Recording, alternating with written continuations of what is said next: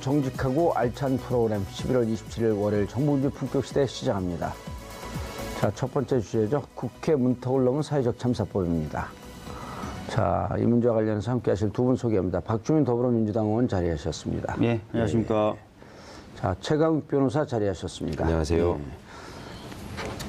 박 의원님, 네. 낮에 하니까 편하죠? 네, 낮에 오니까. 편한데요. 네. 오기도 금방 오고, 네. 길도 안 막히고. 네. 또 짜투리 시간에 국회에서 안 그러면 낮잠 잘 뻔했는데. 사회적 참사법. 많은 분들이 잘 알고 있지만 또 그 낯설은 분들도 계시거든요. 네. 무슨 내용이고 언제 어떻게 됐는지 간단히 먼저 소개를 좀 해주시고요.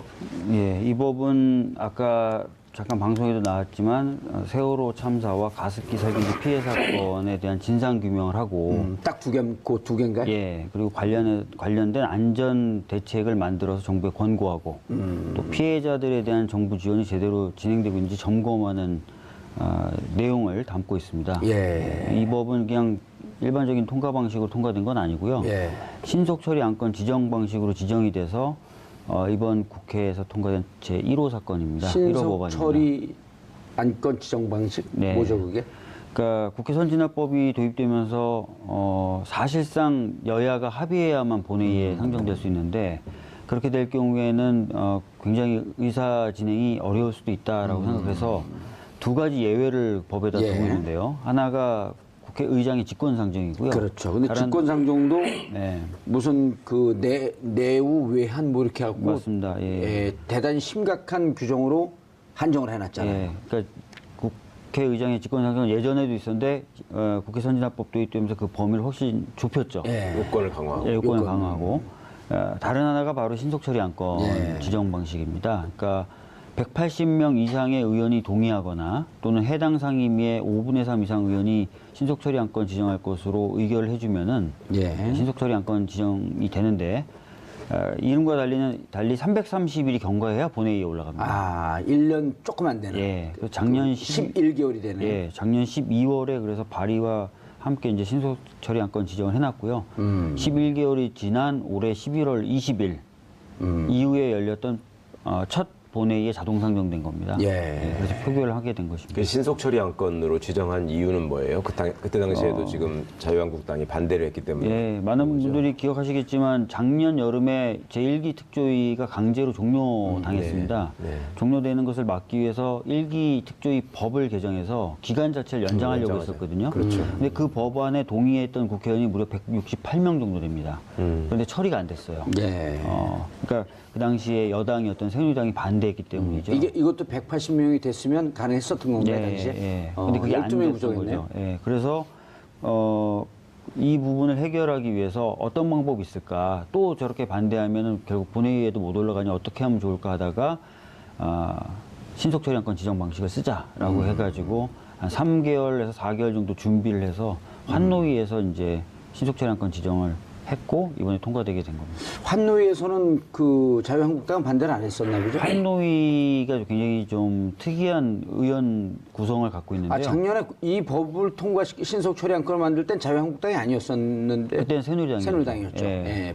분당되기 전이었으니까. 네, 작년에 이제 이 법을 할 때 환노위는 되게 특이한 상황이었는데 일단 위원장이 더불어민주당 홍영표 의원이었습니다. 예. 그러니까 위원장이 만약에 새누리당이었다면 안 됐죠. 안건 자체로 올리질 않았겠죠. 그러니까 위원장이 일단 우리 당이어야 되고요. 그다음에 의원 구성에서 5분의 3, 즉 60%가 당시 야당, 새누리당이 아닌 당이어야 됐었습니다. 예. 그래서 몇 위원회가 안 됐는데요. 그 중에 하나가 환노위여서 환노위에서 지정해가지고. 환노위는 5분의 3이 야당이었나요? 예, 맞습니다. 오호. 정의당, 그다음에 국민의당 저희가 합치면 5분의 3이 됐었습니다. 예. 아주 이게 그리고 또 환노위 산하의 법안이었고. 그러니까 원래는 다 아시겠지만 세월호 특별법은 농해수위법입니다. 농해수위 법안이고요. 예, 농해수위는 아시다시피 위원장이 새누리당입니다. 그다음에 5분의 3이 안 됩니다. 예. 그래서 이제 이 부분을 어떻게 처리할까 고민하다가 가습기 살균제 피해 사건도 진상규명이 작년에 안 됐어요. 안 됐죠. 국정조사 특위가 가동이 됐지만 충분하게 조사 못하고 종료가 됐습니다. 그래서 그럼 가습기 살균제 사건은 또 환노위에 있으니까 예. 두 개를 합쳐가지고 그럼 환노위로 해서 발의를 하자라고 가습기 살균제는 거죠. 환노인이니까. 네. 그래서 사회적 참사법으로. 예, 사회적 참사법 발의하고 신속처리안건 지정. 가습기 살균제 조사도 반대한 거예요? 세월호는 그렇다 치고. 가습기 살균제 사건 같은 경우 다들 아시겠지만 국정조사 특위가 만들어서 가동은 됐는데 부족한 기간 탓에 제대로 조사를 못했습니다. 그래서 기간 연장을 요구했는데 당시 새누리당이 반대해서 기간 연장을 못하고 종료가 됐습니다. 예. 그러면서 대부분의 대기업 관련된 조사는 하지 못한 상태로 끝났거든요. 그러니까 진상규명을 할 필요성이 그쪽도 여전히 있었던 것이죠. 예. 두 가지 사건을 같이 해보자라고 얘기가 돼서. 근데 이제 국민들이나 이런 시청자분들이 들으시면서 도대체 지난번에 이제 그 박용수 특검도 그렇고 기간 연장 때문에 늘 이게 문제가 되잖아요. 네. 근데 기간 연장을 안 해주는 게 결국은 진상조사를 하지 말라 이런 얘기 아닌가요? 왜 그래요? 무슨 이유를 들면서 기간 연장을 반대해요? 뭐 다른 사람도 그렇겠지만 세월호 일기 특조위의 경우에는 이제 그런 부분이 굉장히 셌죠. 그건 기간 산정 자체도 잘못됐다고 예. 지금 결과가 나오고 있는 거 아니에요? 방금 말씀하셨던 대로 작년 6월 30일이 기간 종료일이다라고 해서 강제로 종료했는데 예. 조사관들, 거기서 일했던 조사관들이 국가를 상대로 소송을 제기했어요. 그랬더니 법원이 그래 맞다. 우리가 법을 해석해보니 6월 30일 날 종료되는 건 아니더라. 국가가 강제로 조기에 종료했더라라는 판단이 이미 1심에서 나왔습니다. 그만큼 이제 잘못된 계산 방식을 적용해가지고 종료시켰는데요. 그것뿐만 아니라 뭐 예산 배정도 굉장히 늦었고요. 파견 공무원을 보내야 되는데 파견 공무원도 굉장히 늦게 보냈고, 심지어 주요 보직인 조사국장의 경우에는 다 이제 뭐 채용 절차를 다 끝냈는데 대통령이 임명을 안 해줘서, 박근혜 전 대통령이 임명을 안 해줘서 아예 조사국장은 없었죠. 그런 상태에서 조기 종료가 돼서 그런 부분을 좀 많이 고치는 내용들을 이번 법에는 담겨 있습니다. 네. 그럼 이제 세월호 2기 그 특조위가 네. 구성될 수 있는 법적 여건이 마련이 된 건가요? 네, 맞습니다. 네. 최강욱 변호사님. 예. 지금 이제 그 2기 특조위로 넘어가기 전에 1기 특조위 때도 결국은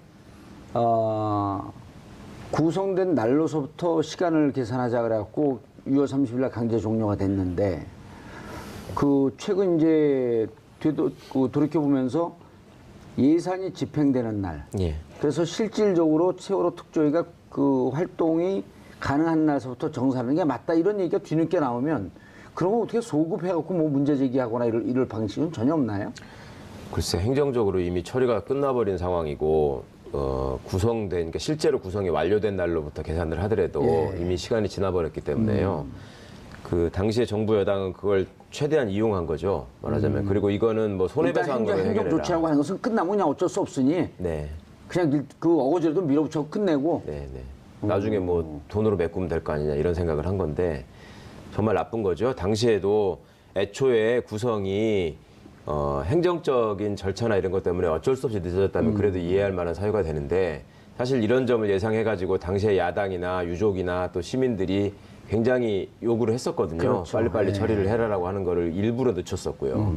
그런 것들을 빌미로 해가지고 또 이렇게 빨리 또 종료시키는 방법을 택했고, 그 중간에 또 조사하는 과정에서도 그 위원들이 그렇게 숱한 방해 행위를 했고, 네. 또 그 과정에서 해수부가 작성한 문건, 그러니까 이런 방향으로 이렇게 해서 방해를 해야 된다라는 얘기까지 나오고 해서 여러 예. 사람들이 많이 충격을 받았었는데 끝까지 하여튼 그 버릇을 못 고치네요. 예. 자, 박주민 의원님, 이게 이제 그 본격적으로 내용으로 들어가기 전에 네. 그 재석 의원 116명 중에 찬성이 162명, 반대 46명, 기권 8명. 이것은 그 과반수, 그 재적의 과반수가 그 참여하고 출석하고, 네. 그 출석의 과반수가 찬성하면 통과되는 그런 법이었죠. 뭐 특별한 그러니까 다른 요건 신속처리 없었죠. 안건 지정이라는 건 본회의 자동 상정을 의미하고요. 본회의에서 표결 요건을 가중한다든지 또는 경감한다든지 하는 건 그런 건 없었고요. 그러니까 네. 과반수 출석과 과반수 찬성으로 네. 되니까 216명 중에 찬성 162명.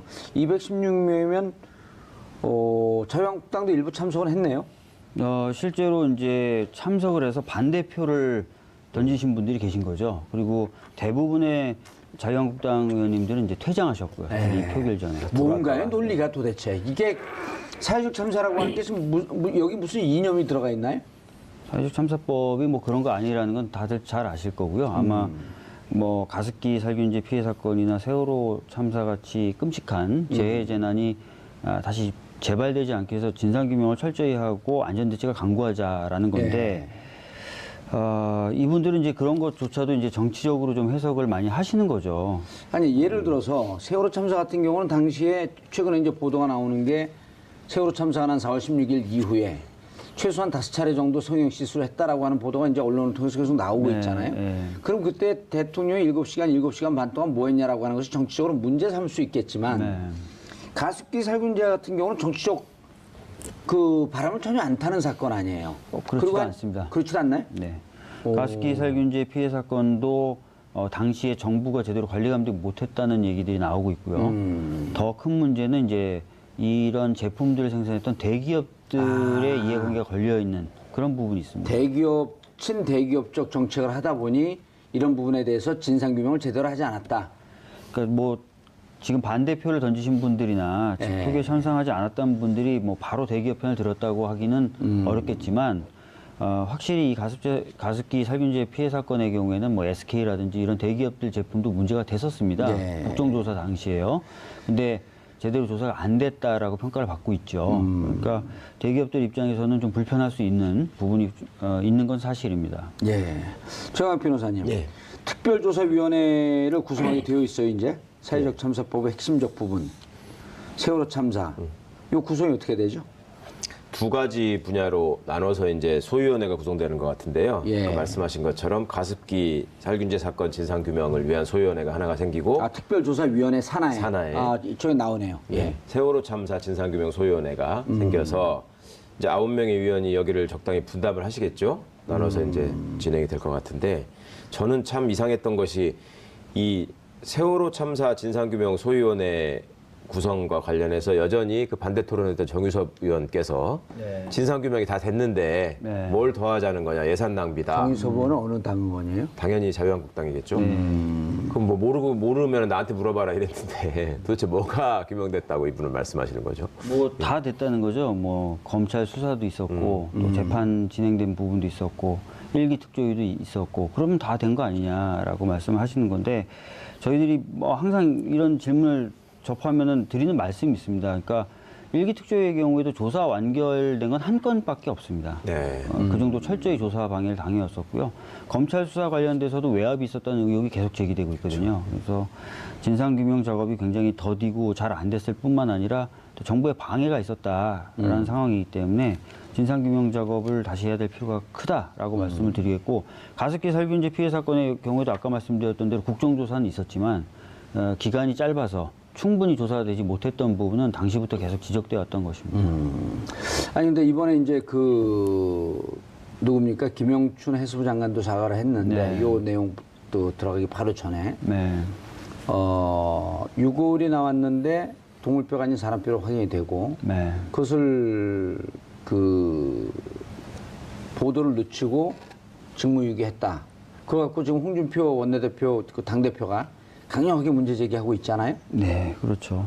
그 부분에 대해서 그 가족들이 뭐 가당치 않은 얘기다 이제 이런 얘기를 하는데 사실 지금까지 진상조사를 방해했던 것은 자유한국당 쪽 아니에요? 네, 맞습니다. 예전에 이제 새누리당 원내수석 부대표였던 김재원 의원이 세금 도둑이라는 발언을 했고요.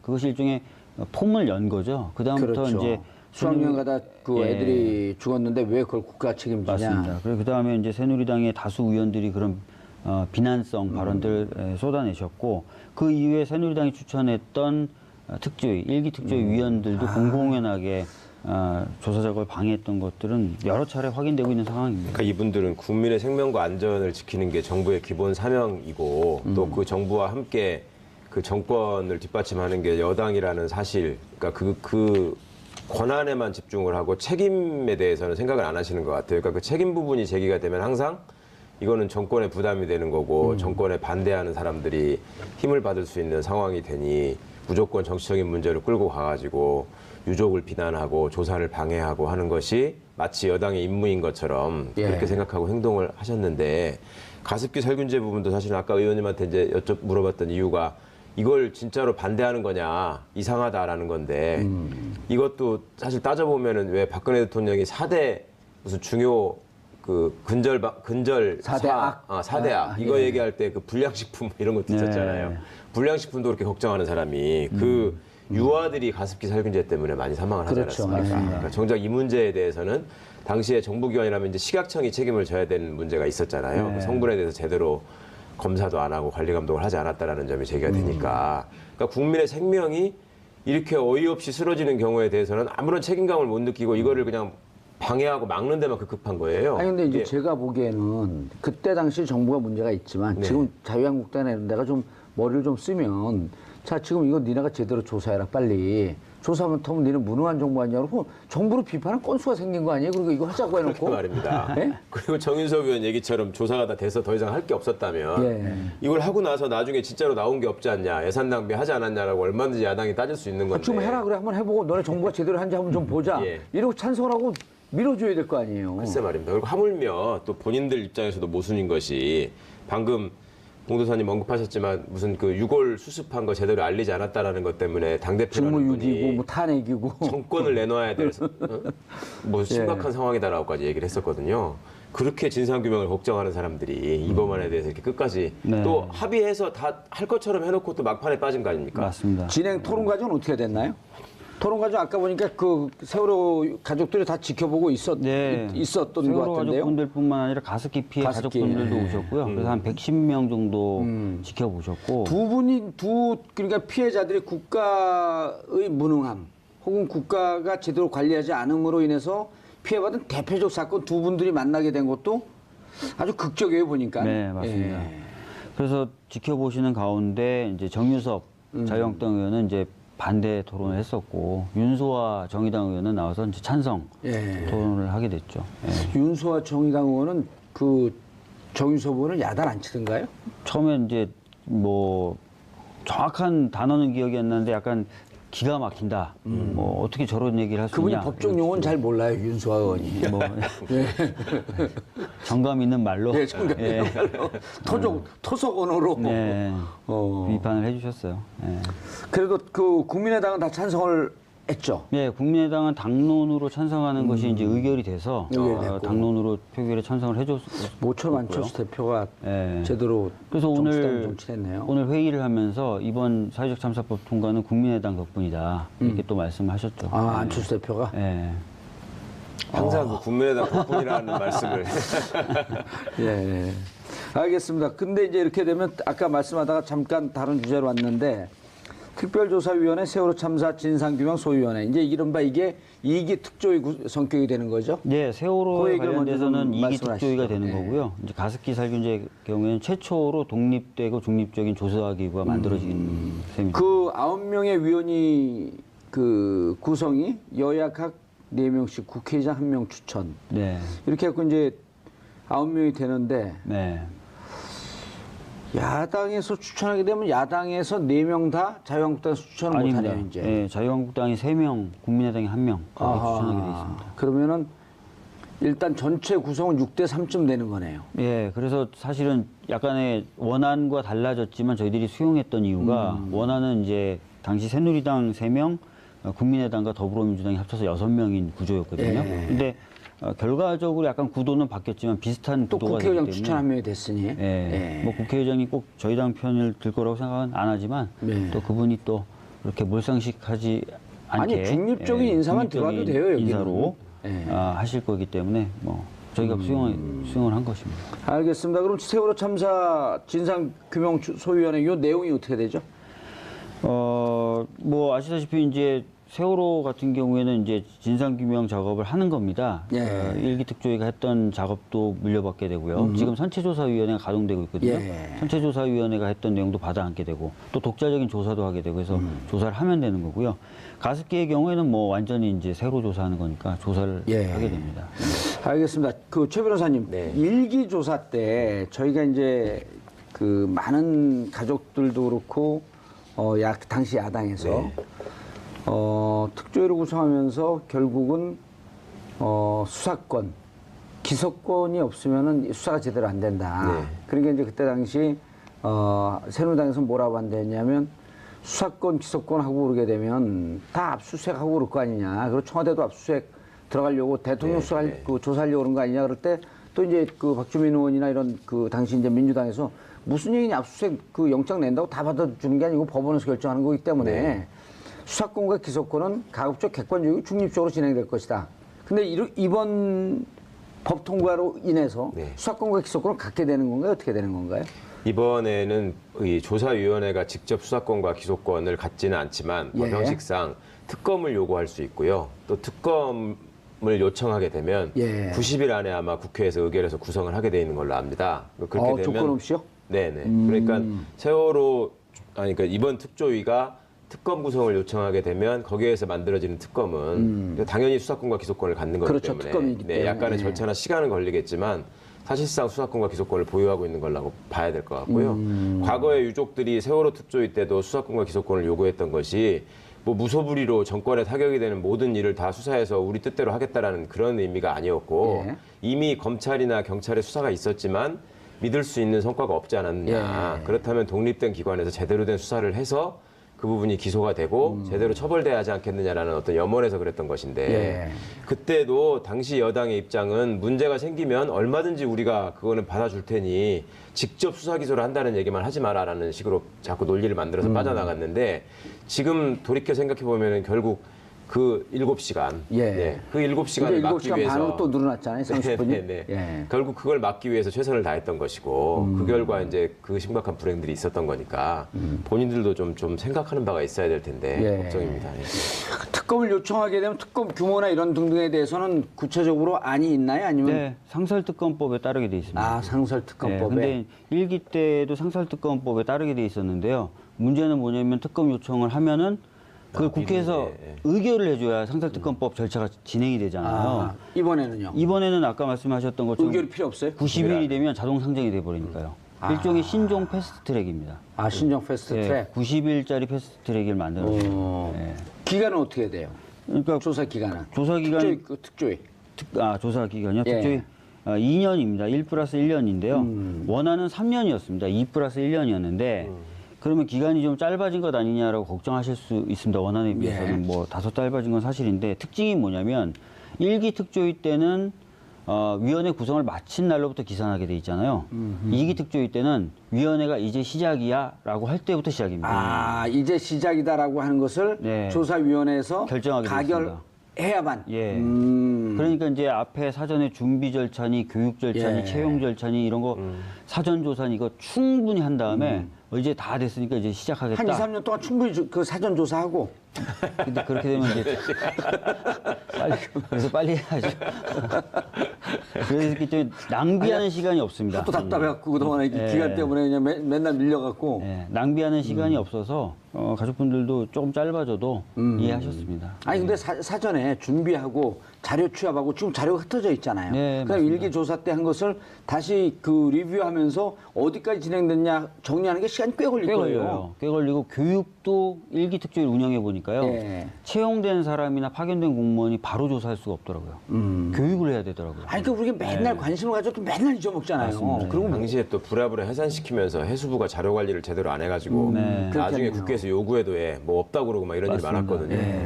그래서 그런 절차를 시간 경과로 판단되지 않으면서 충분히 할 수 있고요. 다 돼서 이제 진짜 조사한다. 그때부터 이제 기사입니다 그럼 예를 들어서 여기 팀이 어떻게 구성이 되는지 그거는 안 나와 있나요?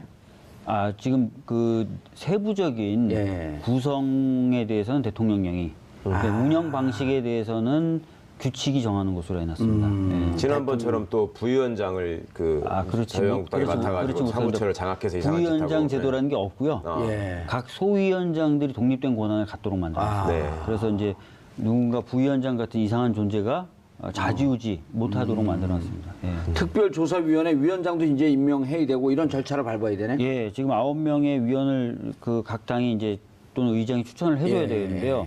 그래서 하나의 안전장치를 또 만들어놨습니다. 혹시나 자유한국당이 위원 추천을 안 할까봐 6명 이상만 위원이 되면 가동할 수 있는 걸로 해놨습니다. 아유. 그래서 각종 안전장치가 다 돼 있는. 네. 긍정적인 측면이지만 꼼수를 많이 썼네요. 머리가 굉장히 아팠습니다.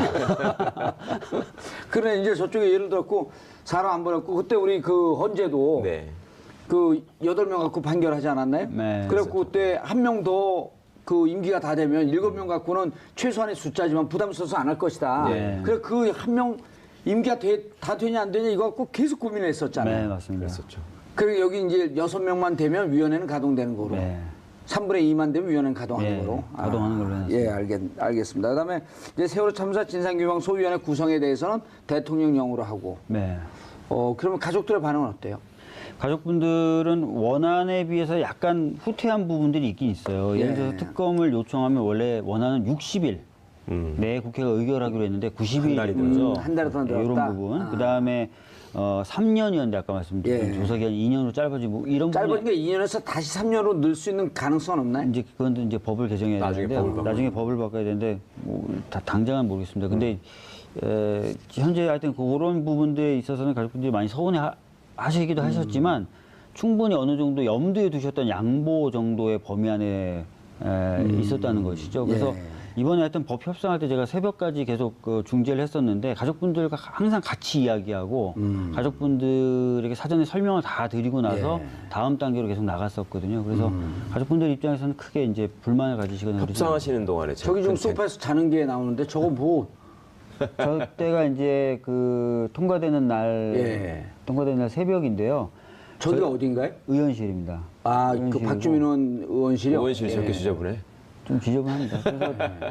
그래서 저희가 계속 협상되니까 안을 계속 새로 만들어야 되잖아요. 아, 예. 옆에 그 또 작업을 다른 계속 하고 있습니다. 보좌관도 자고 있는 것 같은데요? 저 옆에 계신 분 4.16 연대, 아, 4.16 4.16 박내군 상임위원. 예. 예. 전날 이제 가족분들도 와서 주무셨고, 사실 가족분들은 저 전날부터 저희 의원실에서 주무셨고요. 한 8분 정도가. 이제 전날은 이제 안에서 작업하고 있는 몇 명 빼고는 다 국회 처마 밑에서 눈 맞으면서 노승노승 가족들이 이 추운데. 그러니까 뭘 그렇게 자꾸 시비를 걸어서 바꿔주느라고 그런 그러니까 뭐 기간 문제라든지 아까 말씀드렸던 특검 요청하면은 그거를 국회가 귀속되는지 기속되느냐 아니냐. 뭐 그런 것들에 대해서 여러 쟁점들이 있었는데 막판까지 오케이를 안 줘가지고 애가 많이 탔었죠. 예. 어디서 오케이를 안 좋았고요. 자유한국당도 그렇고 자유한국당도 그렇고 국민의당도 그렇고 야, 또 진짜 가족들은 하도 지난 한 3년 동안 당해갖고 네. 뭔 말을 해도 콩으로 매주 쓴다고도 잘 믿기지 않는 상황이 있잖아요. 가족도 설득해도 좀 맞습니다. 쉽지 않아. 아니, 그래서 이제 아예 네.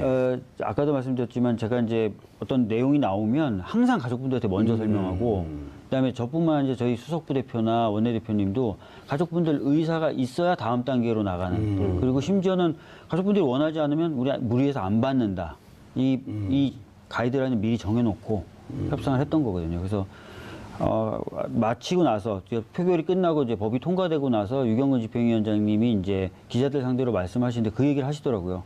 예전과 달리 정말 좋았던 점 중에 하나는 더불어민주당이 가족분들과 계속 호흡을 하면서 협상을 하더라.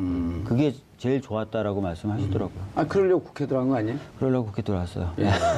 그 성과로 또 유족분들이 통과되고 나니까 우리 박 의원 행간에 쳐줘야 된다고 그러고 좋아하시잖아요. 이제 시작이죠. 진상조사. 이제 시작입니다. 이제 뭐 위원 추천도 해야 되고요. 예. 할 일이 정말 많습니다. 예. 정말 내일처럼 바지런히 다닐 분들이 좀 있었으면 좋겠어요. 네, 안 그래도 그래서 지금 위원 추천에 대해서 저희 당부터 시작해서 많은 사람들이 고민하고 있는데요. 아니, 그러니까 위원도 위원이지만 이제 막상 그 세월호 참사 진상규명 소위원회 구성이 되면 네. 일기 특조위 같은 분들도 무척 열심히 하셨단 말이에요. 그래서 네. 내일처럼 전념해갖고 일을 할 수 있는 분들이 들어와서 그래야죠. 2년이 생각보다 길지 않을 수 있어요. 뭐 준비 기간 포함해서 한 2년 반쯤 된다고 쳐도 네, 그래야죠. 길지 않은 기간이기 때문에 알겠습니다. 가습기 살균제 네. 진상규명 소위원회 이 부분에 대해서 좀 들여다보죠. 예, 피해자는 훨씬 많아요. 훨씬 많죠. 사람 숫자로만 따지면. 이건 최 변호사님 이거 어떻게 되는지 이렇게 해갖고 진상 규명이 되면 세월호 참사 같은 경우는 그 배보상 문제가 다 끝나지 않았나요? 정부는 끝났다고 하지만 소송 절차로 지금 유족들이 민사가 또 진행되고 있죠. 국가에서 정부를 해놓은 그러니까 상태이기 때문에 가족분들 중에 100분이 넘는 분이 국가로부터는 돈을 안 받겠다라고. 그렇죠. 한 120명 국가가 그냥 주는 돈은 안 받겠다. 국가를 상대로 내가 소송을 해서 국가가 잘못한 걸 인정받은 상태에서 내가 손해 돈을 배상 받겠다. 청구를 한 거죠. 그렇게 지금 하고 계십니다. 가습기 문제는 어떻게 되는 건가요? 가습기 문제도 마찬가지입니다. 그러니까 지금 쟁점이 대기업들의 제품 관리에만 문제가 있었던 것이냐, 그다음에 국가의 감독 책임에도 문제가 있었던 것이냐를 밝혀야 되는 게 하나 있고요. 예. 그다음에 그게 밝혀지게 되면 국가를 상대로도 손해배상을 청구할 수 있고 대기업을 상대로 할 수 있는 거죠. 예. 그리고 이번 법안에 아마 그 징벌적 손해배상 제도가 도입된 걸로 아는데 그 징벌적 손해배상 제도가 도입이 돼서 시행이 되게 되면 그러니까 이런 식으로 국민의 생명을 빼앗아간 직접적인 그 원인이 된 제품을 생산한 데에 대해서 예. 최고 20배 지금 자막이 최고 그렇습니다. 20배 징벌적 손해배상제도 도입 소멸치여도 40년 이렇게 되는데 저 설명을 좀 해주시죠. 그냥 손해배상 제도라고 하는 것은 원래 그 어떤 불법 행위로 인해서 위법 행위로 인해서 예를 들어서 돌아가신 분 같으면은 그때부터 얼마까지 살 수 있었느냐, 예. 그다음에 그 돌아가시기 전에 치료비는 얼마냐, 뭐 이런 걸 계산해가지고 수입 계산해갖고. 그냥 예. 공식에 의해서 주는 건데, 예. 그다음에 치료받고 있는 분들도 뭐 치료받는 돈이 얼마 들었고 그걸로 인해서 노동 능력이 얼마나 상실됐고 그걸로 인해서 잃을 수 있는 장래 손해는 얼마냐, 뭐 이런 걸 계산하는 건데 네. 지금은 그거에 얽매이지 않고 이제 그렇게 계산이 나오더라도 최대 20배까지 이게 이제 미국에서 주로 많이 이제 활용되고 있는 방법인데 징벌성의 손해배상을 예. 해가지고 예를 들면 뭐 10억 원 뭐 이 정도면은 대기업 입장에서는 그냥 감당할 수 있는 건데 이걸 20배라면 200억 원이 되지 않습니까? 예. 거기다가 숫자가 지금 뭐 피해자가 몇천 명에 달하는 바에는 예, 피해자가 한 5,800명, 900명쯤 이렇게 되고 있거든요. 미국 같은 경우에는 뭐 이런 징벌적 손해배상에 한번 걸리게 되면 이제 회사가 망하게 되는 거죠. 그러니까 다시는 사회에 이런 악덕 기업은 존재해서는 안 된다. 이런 의미를 또 담을 수 있는 거기 때문에 굉장히 의미 있는 법이 지금 만들어졌습니다. 그러네요. 지난번에 우리가 여기서도 한번 다뤘었는데 햄버거병. 햄버거 먹고 신장이 이제 녹았고 애기들. 네. 그분 어머니가 이제 제비 교포거든요. 그래서 지금 평택인가 어디 살고 계신데 미국에다가 이제 영어가 되니까 미국 본사에다 햄버거 미국 그러니까 맥도날드 본사에다 전화하니까 거기서 오 마이 갓 그러면서 깜짝 놀랐다는 거예요. 왜냐하면 이 햄버거병이나 이런 것이 걸리면 미국에서는 징벌적 손해배상 제도에 걸리기 때문에 재판으로 가기 전에 바로 협상을 한다는 거거든요. 그럼 뭐 최대 뭐 한 200억까지도 손해배상을 해준 뭐 사례가 있고. 몇백 배로 때려버리니까요. 예. 그런 게 이제 첫 도입이 된 건데 이게 지금 한시법 아니에요.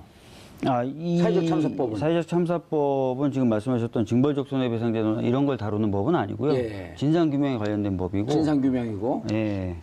그다음에- 지금 아마 말씀하신 건 아마 가습기 살균제 피해자들 위한 피해 구제법을 말씀하시는 특별법으로 만들어졌네요. 예.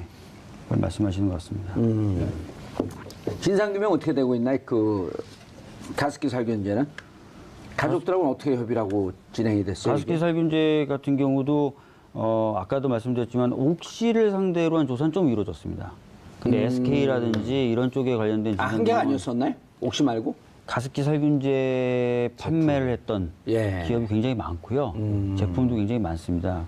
그래서 여러 기업들을 조사해야 되는 상황이었는데 아까 말씀드렸던 것처럼 옥시를 상대로 해서는 조금 조사가 진행됐지만 나머지 회사에 대해서는 거의 조사가 안 됐어요. 예. 그래서 그 부분에 대한 진상규명을 해야 될 필요가 있는 겁니다. 아, 근데 이게 이제 그 4.16 참사, 세월호 참사 같은 경우는 너무나 많은 분들이 같이 현장을 보고 눈물 흘리고 분노하고 그래서 많은 관심을 끌고 있었는데 물론 그 가습기 살균제 같은 경우도 최근에 들어서 많은 관심을 끌었지만 이분들은 7, 8년, 8, 9년 동안을 외롭게 싸워온 분들이거든요. 네, 맞습니다. 아시다시피 가습기 살균제 피해 사건은 주목을 받아야 마땅한 사건임에도 불구하고 못 받았죠. 예, 지금까지는 제대로 주목을 못 받았었는데요. 뭐 이번 정부 들어서 대통령님이 직접 청와대로 피해자분들을 모시고 예. 정부 차원에서 사과도 하고 산소호흡기 달고 그랬던 예, 사진도 나오고 그랬었잖아요. 사과도 하고 그래서 이제 진상규명이 더 본격화돼야 될 필요가 있는데 마침 이 법이 통과돼서 한 2년 정도 여러 가지 측면에서 진상규명이 될 거고요. 그래서 뭔가 더 사실관계가 드러난다면 아까 말씀드렸던 손해배상 제도나 이런 것들을 활용하기가 더 쉽게 되겠죠. 증거나 이런 것들이 공인된 기관에 의해서 나올 테니까요. 예, 알겠습니다. 요 특별조사위원회하고 무관하게 저희가 이제 햄버거병 이런 게 그 대기업들의 잘못된 그 공개되지 않은 네네. 그 원인 규명도 쉽지가 않고 글쎄 말입니다. 예를 들어 햄버거병 같은 경우도 그 문제 제기를 했더니 병원에 가서 이게 원인인 것을 확인서를 받아라. 네. 이거는 이제 그 세균이 곰팡이균이 들어가고 안에서 터져버리는 거거든요. 그 증거도 안 남는 건데 그 차제에 징벌적 손해배상 제도 이건 도입해야 되지 않나요? 물론입니다. 그러니까 그거에 더해서 입증 책임에 관한 입증 책임 전환이라고 하는데요. 그러니까 일반적인 민사상의 불법행위 법리로 가게 되면 손해배상을 청구하는 사람이 이게 어느 부분에 위법이 있고 어느 부분에 고의 과실이 있는지를 자기가 다 입증을 해야 됩니다. 그렇죠. 근데 그거 어떻게 하겠어요, 개인이. 그러니까 거기서 생겼던 문제가 과거에도 유명한 그 삼성전자 백혈병 사망 사건 작업장에 지금도 아직 규명이 안 이 되지 부분도 않나요? 계속 지금 소송이 진행 중인데 최근에 이제 좀 전향적인 판결로 이제 승소 판결들이 나오고 있습니다. 그런데 그게 수년이 걸리고요. 그 다음에 역학조사라는 그 진상 규명을 위한 원인 관계 조사를 할 때도 기본적으로 학자들이나 또 그 분야의 전문가들이나 연구기관이나 이런 곳들이 평상시에 대기업의 지원을 받아서 연구를 행하는 경우가 많기 때문에 전문가들에 의한 중립적인 조사, 전문적인 감정을 요청한다고 하더라도 그게 그 피해를 입은 분들이 원하는 방향으로 나오는 경우가 극히 드물죠. 자동차 급발진 문제 같은 경우도 예를 들면 뭐 벌써 뭐 10여 년 전부터 계속 문제가 되고 있고 원전의 유해성도 원전 관련 학자 중에 그렇습니다. 네. 원전 반대하는 학자들이 없다는 거 아니에요? 네네. 그리고 뭐 의료사고 문제도 내내 비슷한 경우고요. 그러니까 이런 것들을 다 종합적으로 이미 한 20, 30년 전부터 이런 경우에 있어서는 입증 책임을 전환시켜서 완화하거나 상대방으로 넘기고 그러니까 그 제조를 한쪽에 또 보다 많은 정보와 그 힘을 가진 쪽에 입증을 할 수 있도록 넘겨야 되는 그 법을 만들어야 된다는 요구가 있었고 그다음에 그렇게 해서 이 손해가 입증되고 밝혀지게 되면 징벌적 손해배상을 통해 가지고 이렇게 그 심각한 피해를 낳은 악덕 기업들은 사회에서 영구히 퇴출해야 된다. 이런 의미를 국가가 나서서 선언해야 된다라는 주장이 계속 있어 왔는데 계속 이제 재벌과 대기업을 비호하는 정치 세력들이 계속 힘을 갖고 있다 보니 여전히 난관이 있죠. 알겠습니다. 박주민 변호사님 사회적 참사법 통과 그 고생 많이 하셨는데요. 아닙니다. 세월호 변호사로 잘 알려졌듯이 이제 앞으로 또 2년 반 정도 3년 가까이 하면 임기가 세월호로 시작해서 세월호로 마칠 것 같아요. 재선은 제가 보좌하실 테니까요. 다른 정치적 활동은 재선한다면 또 하시고 세월호 문제 진상규명 그다음 가습기 진상규명에 좀 더 만전을 기해 주셨으면 알겠습니다. 두 분 인사하시고요. 고맙습니다. 정봉주의 품격 시대에서는 여러분의 소중한 의견 받습니다. 샵 5400으로 주제 맞는